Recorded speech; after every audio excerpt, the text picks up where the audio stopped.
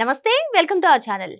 Big breaking news చూస్తున్నాము. తమిళనాడు రాజకీయాల్లో పెను మార్పు వస్తుందా అంటే వస్తుందనే సమాధానం వినిపిస్తుంది. ఎందుకంటే టీవీకే పార్టీ ఆధిక్యంలో ఉంది. అయితే దీనికి సంబంధించి కొన్ని సోషల్ మీడియాలో పోస్టులు అయితే వైరల్ గా మారాయి. మరి ఏదైతే డిఎంకే అధినేత స్టాలిన్ కి సపోర్ట్ ఇవ్వడానికి మాజీ మంత్రి ఆర్కే రోజా గారు వెళ్లారో, సో ఐరన్ లెగ్ అంటూ ఇప్పుడు డిఎంకే పార్టీ అందుకే వెనకడుగులో ఉంది అని చెప్పి కొందరు పోస్టులు పెడుతున్నారు. దీన్ని ఎలా చూడాలి తెలుసుకునే ప్రయత్నం చేద్దాం. దీన్ని విశ్లేషించడానికి మనతో పాటుగా ఉన్నారు టీడీపీ రాష్ట్ర అధికార ప్రతినిధి సూర్యదేవర లత గారు. నమస్తే మేడం.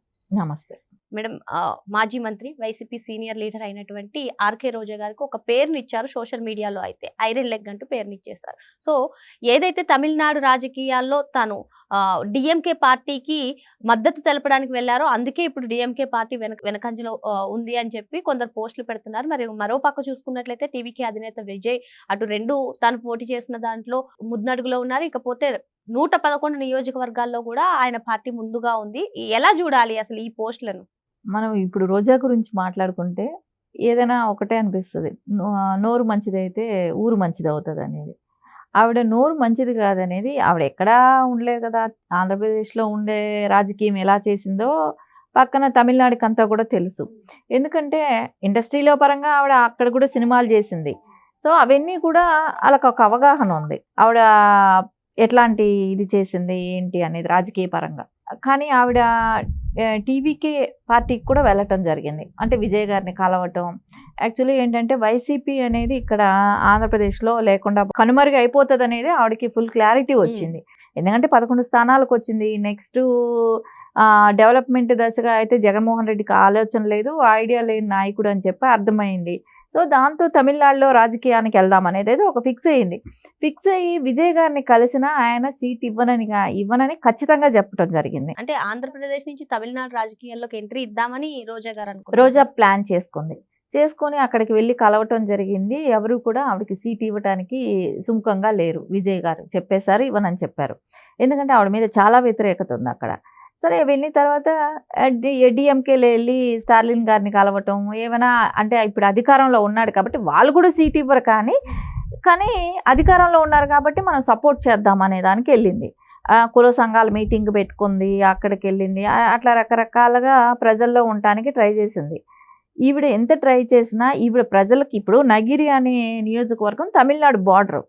ఎందుకంటే అక్కడ చుట్టుపక్కల వాళ్ళకందరికీ కూడా తెలుసు నగిరిలో ఈవిడ ఎంతవరకు జనాలతో ఉంటుంది, అవసరం వరకు వాడుకుంటుంది, అవసరం అయిపోయిన తర్వాత వాళ్ళని పట్టించుకోదు అనేది ఒక పేరుంది. కాబట్టి అది తమిళనాడు ప్రజలందరూ కూడా గమనించారు. అంటే ఇప్పుడు సినిమా క్రేజ్ ఎంతవరకు ఉంటుంది అని అంటే యాక్చువల్లీ తమిళనాడులో ఎక్కువ ఉంటుంది సినిమా క్రేజ్ అనేది. అంత క్రేజ్ ఉన్నా కూడా రోజా గారి మాట వినలేదు అని అంటే మీరు అర్థం చేసుకోండి ఆవిడ్ని ఎంత వాళ్ళు ఊహించుకున్నారు.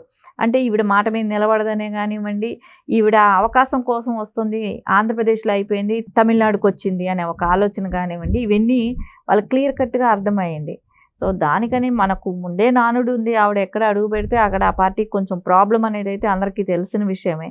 నేను అందుకే అనేది మనం ఆ మాట అంట కన్నా కూడా నోరు మంచిదైతే ఊరు మంచిది అవుతుంది అనేది. అందుకని మనము లిటరల్గా ఆ మాట మాట్లాడలేం. వేరే ఏ లెగ్గో ఆ లెగ్గో పర్సనల్ అటాక్ అవసరం లేదు. నేను అనేది నీ మాట మంచిది అయితే ఎందుకు ఎవరైనా కూడా నిన్ను నమ్మరు. సో మాట్లాడేది ఎట్లా మాట్లాడుతున్నాము, నీ బిహేవియర్ ఏంటి, ఇవన్నీ ఇంపార్టెంట్ కదా. అది లేదు కాబట్టి అక్కడ కూడా తమిళనాడు ప్రజలు కూడా ఆవిడని తిరస్కరించడం, అంటే ఎంత రాజకీయాలకు వెళ్ళాలి, నేను అక్కడ వెళ్ళి ఉండాలి అని ఎంత పులుముకున్నా కూడా వాళ్ళు ఎత్తి పక్కకి ఎత్తేసారు.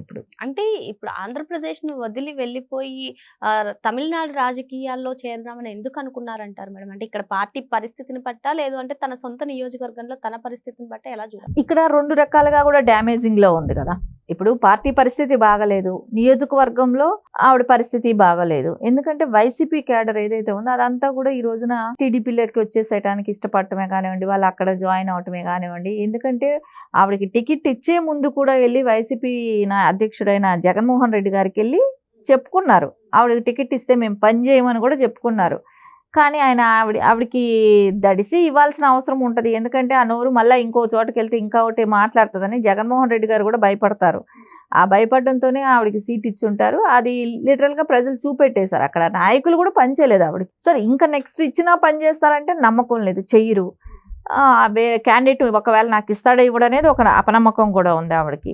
ఇంకోటి ఏంటంటే పార్టీ పరిస్థితి కూడా బాగోలేదు కదా. ఇప్పుడు పార్టీలో జగన్మోహన్ రెడ్డి గారి పరిస్థితే బాగోలేనప్పుడు నేను ఆ పార్టీలో ఉండి నాకేం లాభం అని అయితే ఎవరైనా అనుకుంటారో అదే అనుకుంది ఆవిడ. సో ఆవిడ ఫ్యూచర్ కోసం ఆవిడ ప్రయత్నాలు చేసింది. ఖచ్చితంగా ఈవిడ మాటలు, ఈవిడ పద్ధతే కానివ్వండి, అవకాశవాద రాజకీయాలు చేయటం అనేది ఈవిడికి సర్వసాధారణం కాబట్టి దాన్ని ఎవరు కూడా తమిళనాడులో ప్రజలు ఎంకరేజ్ చేయలేదు. Okay madam. అయితే రోజా గారి మీద సోషల్ మీడియా పోస్టులు పక్కన పెట్టినట్లయితే తమిళనాడు రాజకీయాల్లో అసలు పార్టీ పెట్టిన కొద్ది అంటే ఒక సంవత్సరం తర్వాతే ఇప్పుడు టీవీకే పార్టీ చాలా ముందంజలో ఉంది. ఏకంగా 111 స్థానాల్లో ముందుగా ఉంది. ఎలా చూడాలంటారు దీన్ని? అంటే టీవీకే పార్టీ ఫస్ట్ పెట్టినప్పుడు నుంచి, ఎందుకంటే సినిమా క్రేజ్ అనేది అయితే అక్కడ ఉంటుంది. తమిళనాడులో ప్రజలే కానివ్వండి, సినిమా దీని ప్రభావం అనేది కనపడుతుంది. ఎందుకంటే గుళ్ళు కట్టి పూజిస్తారు వాళ్ళు అక్కడ. సో దానికని ఖచ్చితంగా ఆ ప్రభావం అయితే ఉంటుంది. కానీ జయలలిత గారు ఉంటే పరిస్థితి వేరేగా ఉండేది. ఎందుకంటే ఆవిడ క్రేజ్ ముందు విజయ్ గారు నిలబడతారా నిలబడలేరా అనేది వేరుగా ఉండేది. అది కూడా కాకుండా ఎప్పుడు మార్పు కోరుకుంటారు అక్కడ. కంపల్సరీ మార్పు అనేది కోరుకుంటూనే ఉంటారు. ఆ మార్పు కోరుకున్న ప్రభావం కూడా కనపడుతుంది అక్కడ. సో ఈ డిఎంకే చేసిన హిందూ వాళ్ళు ఏంటంటే హిందువుల్ని ఒక వ్యతిరేకల్లాగా చూశారు. ఉదయ్ స్టాలిన్ కానివ్వండి, వాళ్ళంతా కూడా మాట్లాడిన స్పీచ్లో కానివ్వండి, ఇవన్నీ కూడా హిందుత్వాన్ని గురించి వాళ్ళు తక్కువ చేసి మాట్లాడటం కానివ్వండి, ఇవన్నీ ప్రజల్లో ఆ ప్రభావం పడ్డది. అది కూడా మహిళా కమిషన్ కూడా వీగిపోవటానికి వాళ్ళు ఒక కారణమయ్యారు. సో ఇవన్నీ కలిసి వచ్చాయి టీవీకేకి.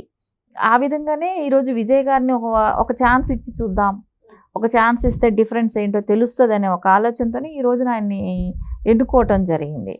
ఖచ్చితంగా ఈ మార్పు ఎంతవరకు ఆయన స్టేబుల్గా నిలబడగలుగుతారో చూడాలి.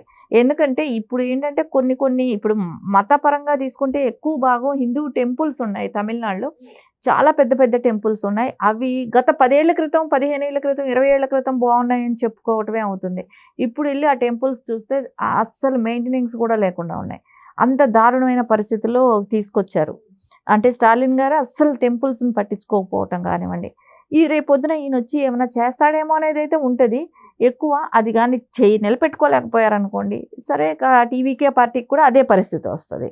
సో ఖచ్చితంగా అక్కడ మతపరమైన దీనికి వచ్చినప్పుడేమో ఒక్కొక్కరు వాళ్ళ ఓట్ బ్యాంక్ కోసం ఒక్కొక్క రకంగా హిందువులు టెంపుల్స్ అనేది అక్కడ మెయింటెనెన్స్ కానివ్వండి, ఇవన్నీ సరిలేదు. ఒకవేళ మహిళా బిల్లులో వీగిపోవటమే కానివ్వండి, ఇవన్నీ కూడా కలిసి వచ్చిన అంశాలు అయినాయి. టీవీకే పార్టీ ఈ రోజున అధికారం వస్తుంది, ఖచ్చితంగా వాళ్ళకి అధికారం వస్తుంది.